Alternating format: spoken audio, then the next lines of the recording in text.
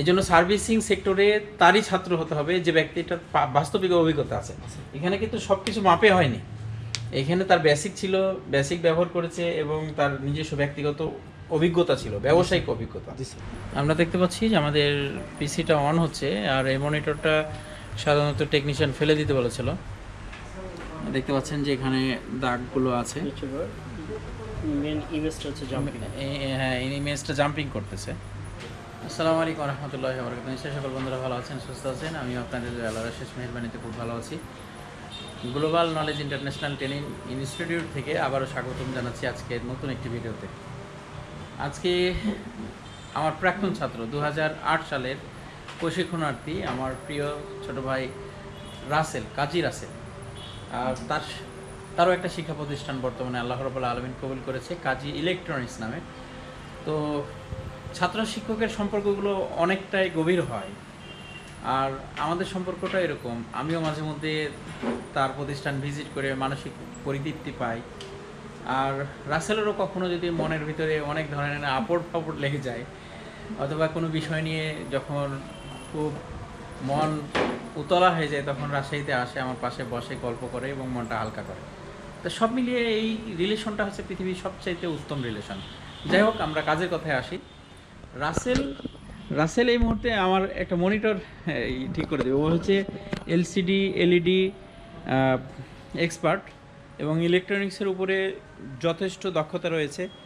আর তার কাছ থেকে যারা প্রশিক্ষণ নিচ্ছে তারাও মোটামুটিভাবে সন্তুষ্ট। তো আমাদের একটা মনিটর প্রবলেম হয়েছে, স্যামসাং মনিটর, যদিও বা রাসেলের এখানে যেটা বাংলায় বলা হয় তার সরঞ্জামগুলো নেই, যেগুলো হাতিয়ার, যেগুলো দিয়ে আমরা ইকুইপমেন্ট ব্যবহার করে কাজ করি, কোনো কিছুই তার এখানে নেই। তারপরেও তার অভিজ্ঞতা কাজে লাগিয়ে চেষ্টা করবে আমাদের মনিটরটা এখানে ঠিক করা যায় কিনা সে বিষয়ের উপর ইনশাআল্লাহ। আমরা দেখতে পাচ্ছি যে আমাদের পিসিটা অন হচ্ছে, আর এই মনিটরটা সাধারণত টেকনিশিয়ান ফেলে দিতে বলেছিল। দেখতে পাচ্ছেন যে এখানে দাগগুলো আছে, মেন ইমেজটা হচ্ছে জাম্পিং। হ্যাঁ, এই ইমেজটা জাম্পিং করতেছে।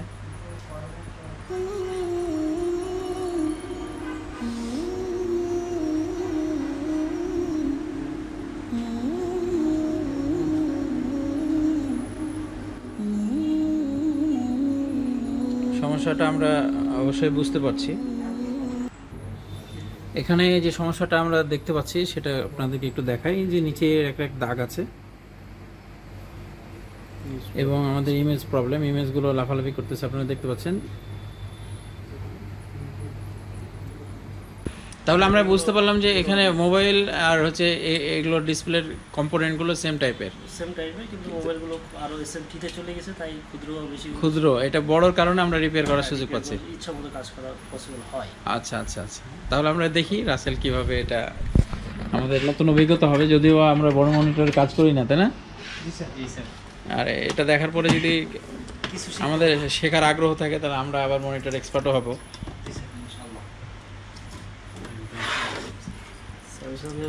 ফোনের যে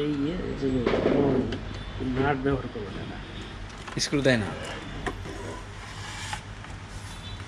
তবে ফিটিংসগুলো খুব সুন্দর, শুধু প্লাস্টিকের ফিটিংসেই আমার লাইফে এই ফার্স্ট একটা মনিটর নষ্ট হয়েছে, লাইফে ফার্স্ট।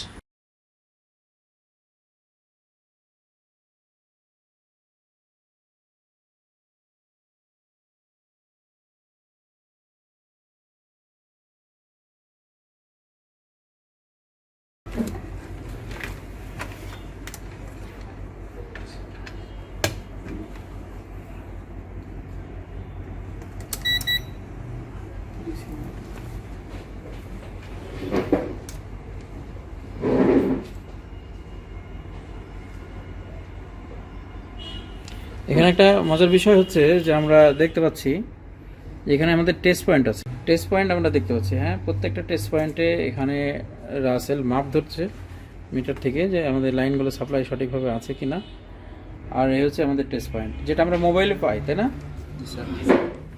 গুরুত্বপূর্ণ সাবজেক্টগুলো টেস্ট পয়েন্ট থাকে, এখানে টেস্ট পয়েন্ট আছে।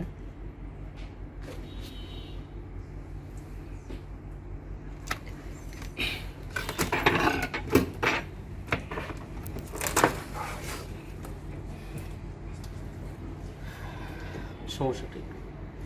সমস্যাটা আমরা দেখি। আমরা দেখতে পাচ্ছি যে সমস্যাটি ডাবল ইমেজ সাধারণত এইটার মেন কারণ হচ্ছে যদি কোনো সময়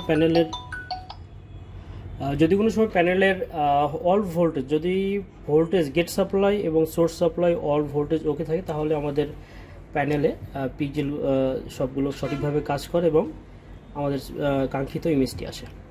তো এইখানে কাঙ্ক্ষিত ইমেজ আছে কিন্তু ইমেজটা ফল্ট ডবল হয়ে আছে। তো ডবলের কারণ গেট সাপ্লাই যদি কোনো সময় প্যানেলের গ্লাসের ভেতরে এটা যে প্যানেল, এই প্যানেলটাকে বলা হয় জিআইপি প্যানেল। আর জিআইপি প্যানেল মূলত গেট সাপ্লাই উভয় দিকে ইনপুট হয়, আর এই কোনো এক সাইডে কোনো লাইনগুলো গেট লাইনগুলো শর্টেজ হয়ে গেলে সাধারণত আমরা এই ডবল ইমেজ পাই।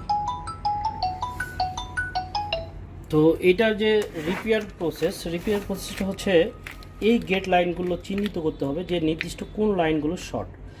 আর এই শর্টটা আমরা তখনই রিমুভ করতে পারবো যখন ভোল্টেজগুলো ক্যালকুলেশন করার পরে নির্দিষ্ট যে লাইনগুলো শর্ট, সেম লাইনগুলো দুই সাইডে গেটগুলো পিগেলগুলোকে ট্রিগার করে এবং সমানভাবে অন অফ করে প্যানেলে ইমেজ তৈরি করে।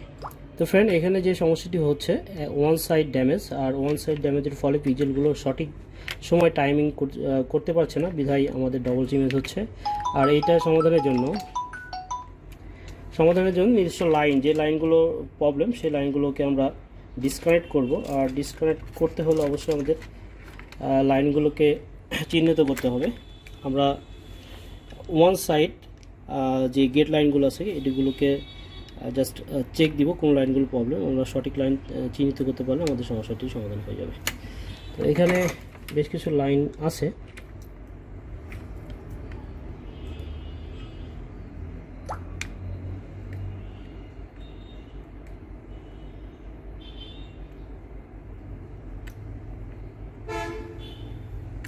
পেস্ট দেব।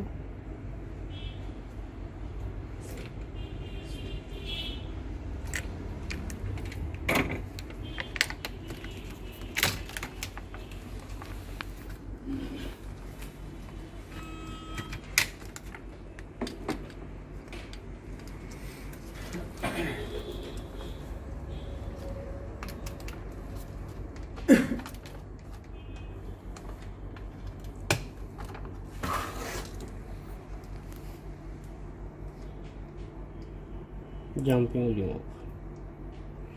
এখন এই মুহূর্তে আমাদের জাম্পিংটা আমরা দেখছি না, নিচে যে বারটি ছিল ওটা নয় এবং কোনো বারটা জাম্পিং চলে গেছে আমাদের সমস্যাটা।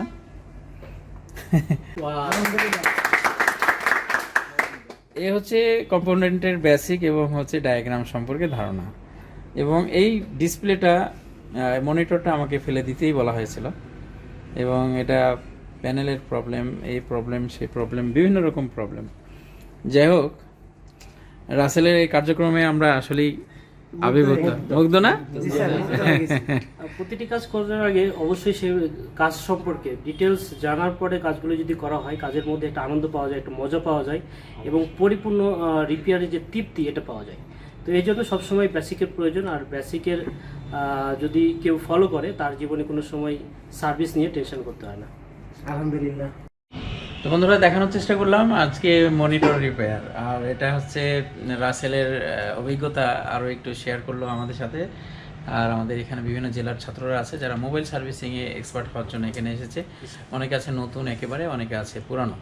তো সব মিলিয়ে আমরা যে বিষয়টি বলবো সেটা হচ্ছে যে প্রত্যেকটা সেক্টরে একটা ভিত্তি আছে, তাই না? ভিত্তি সম্পর্কে যদি আমরা নলেজ নিতে পারি, যেমন রাসেল এক্সপ্লেন করছিল যে এই সেক্টরটা কিভাবে কাজ করছে, এখানে কি কি ধরনের ফল্ট হলে এই ধরনের জাম্পিং আসে, সব কিছু বলার পরে কিন্তু ও কাজ করছে।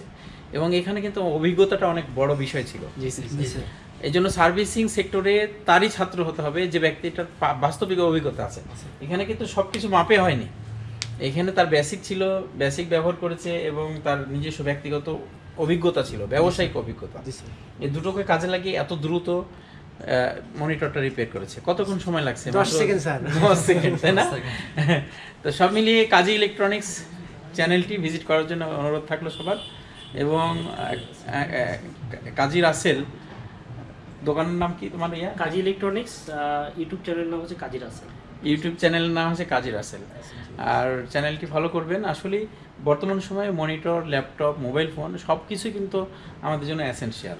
আর যেহেতু এগুলো সব এসএমডি কম্পোনেন্টে আসছে, যার কারণে আমাদের এগুলো আসলে কাজ করা সহজ। একজন মোবাইল এক্সপার্টের জন্য আমরা মনিটর এক্সপার্ট হতে পারি, কারণ এখানে যে রেজিস্টারগুলো আছে, যে ক্যাপাসিটারগুলো আছে, সবই কিন্তু এসএমডি। তো আমরা ইচ্ছা করলে কাজ করতে পারি, শুধু ইচ্ছা এবং হচ্ছে আমাদের শক্তি যেখান থেকে অর্জন হয়, একজন ভালো টিচার যিনি আমাকে সঠিকভাবে গাইডলাইন দিতে পারে, এগুলো আমাদের দরকার। সব মিলিয়ে সবার জন্য শুভকামনা। ভালো থাকবেন। আসসালামু আলাইকুম রহমতুল্লাহ।